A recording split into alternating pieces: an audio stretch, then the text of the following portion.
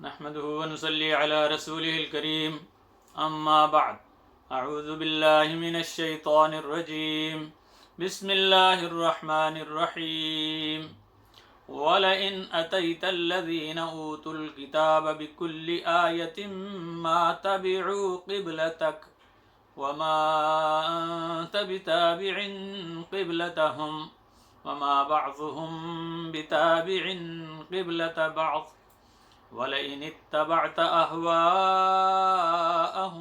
مِنْ بَعْدِ مَا جَاءَكَ مِنَ الْعِلْمِ إِنَّكَ إِذًا لَمِنَ الظَّالِمِينَ صدق اللہ العظیم۔ یہ سورہ بقرہ کی آیت نمبر 145 ہے، اس کی تلاوت کی گئی۔ اب اس کا ترجمہ سماعت فرمائیں۔ اور اگر تو اہل کتاب کے پاس لائے ساری نشانیاں تو بھی وہ تیرے قبلے کو نہیں مانیں گے، اور نہ تو ان کا قبلہ، نہ تو ان کا قبلہ ماننے والا ہے، اور نہ ان میں کوئی ایک دوسرے کا قبلہ مانتا ہے۔ اور اگر تو نے ان کی خواہشوں کی پیروی کی اس علم کے آ جانے کے بعد جو تجھے پہنچا ہے، تو بے شک تو بھی بے انصافوں میں ہوا۔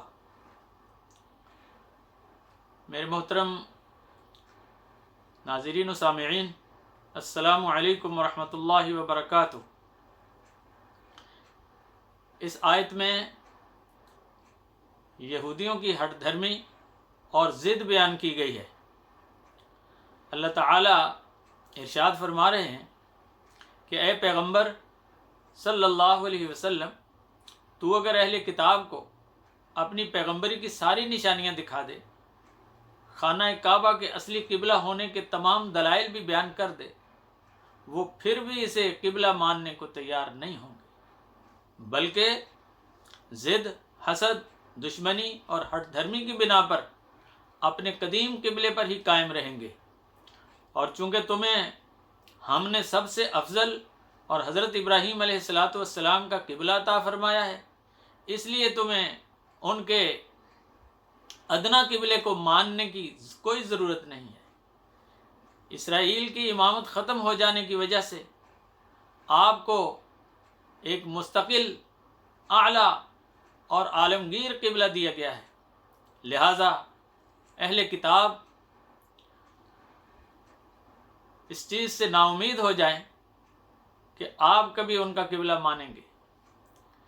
یہ بھی بتایا گیا کہ خود اہل کتاب ایک قبلے کے پیرو نہیں ہیں، اس لیے وہ یہ توقع کیسے کر سکتے ہیں کہ تم ان کا قبلہ مانو گے۔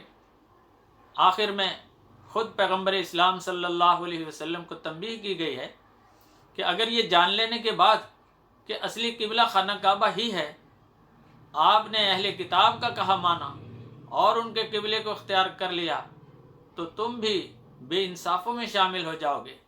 اگرچہ کوئی رسول کبھی کسی گناہ سے آلودہ نہیں ہوتا، لیکن اس تنبیہ سے امت کو یہ بتانا مقصود ہے کہ جھوٹے دین کی پیروی بہت بڑا گناہ ہے، حتیٰ کہ اس میں بڑے سے بڑے آدمی کو بھی کوئی رعایت نہیں دی جا سکتی۔ اللہ تعالی مجھے اور آپ کو سمجھنے کی توفیق عطا فرمائے۔